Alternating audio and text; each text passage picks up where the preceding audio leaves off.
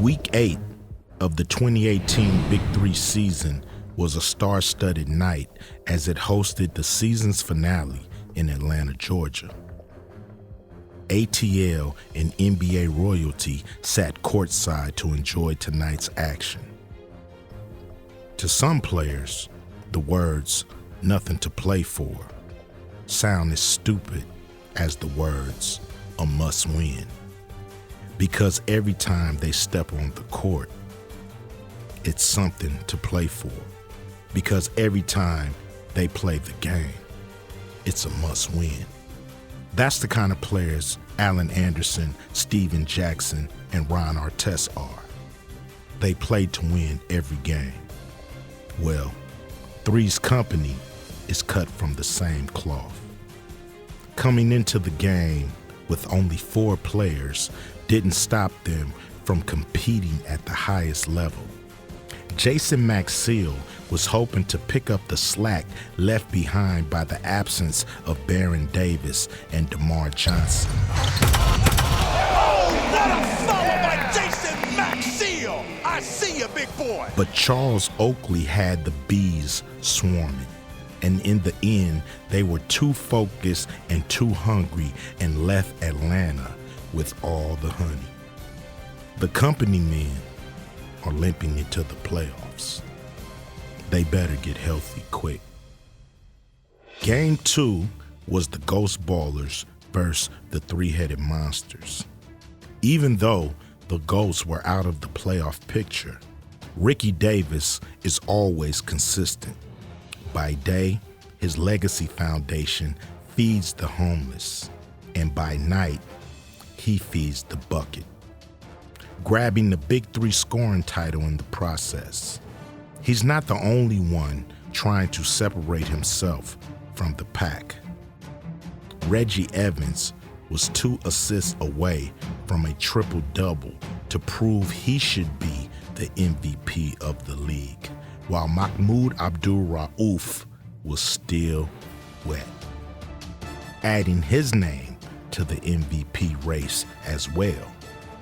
All 3 players took turns dominating the game.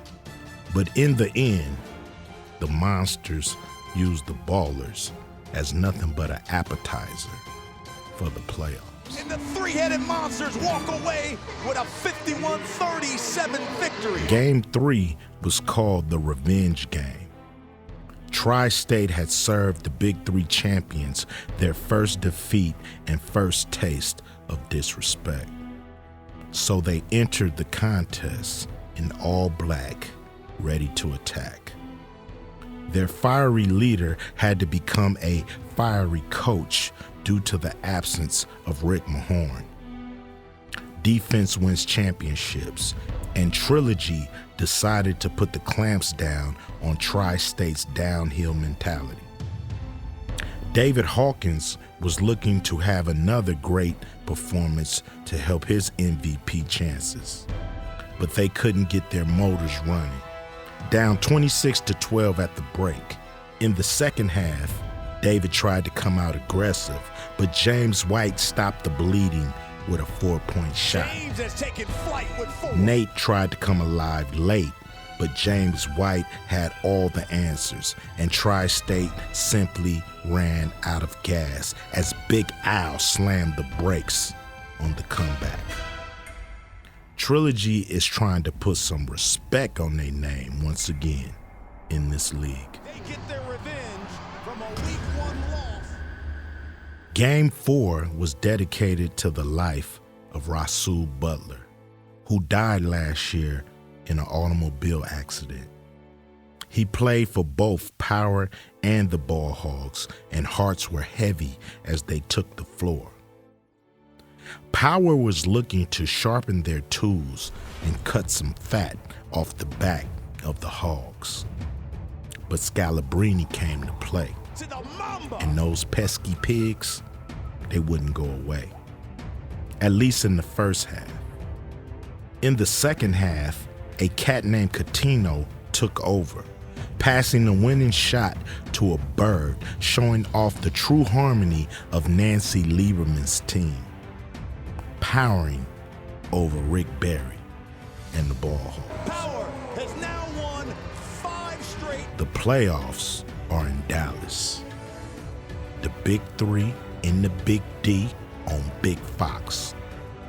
Power versus Tri-State, Three's Company versus Three-Headed Monsters.